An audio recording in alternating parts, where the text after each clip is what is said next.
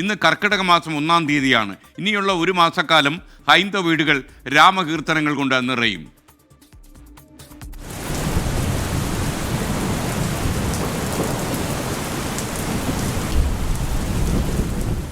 മിഥുനത്തിൽ മഴ തകർത്തു പെയ്തു. ഇനി കർക്കടക പെയ്ത്താണ്. വീടും പരിസരവും വൃത്തിയാക്കി ശ്രീഭഗവതിയെ സ്വീകരിക്കുകയാണ്.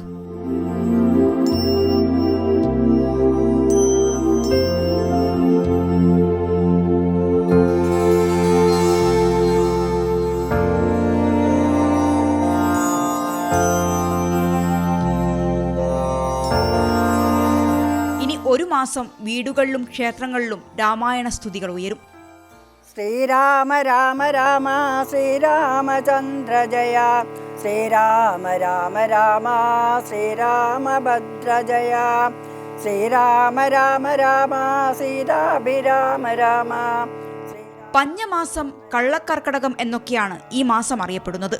വറുതിയുടെ ഈ മാസത്തെ മറികടക്കാൻ മനസ്സിനും ശരീരത്തിനും ശക്തി പകരുകയാണ് രാമായണ പാരായണത്തിലൂടെ. വീട്ടിൽ തലേ ദിവസം ചേഷ്ടകളൊക്കെ പറഞ്ഞയക്കുക ചെയ്യുക.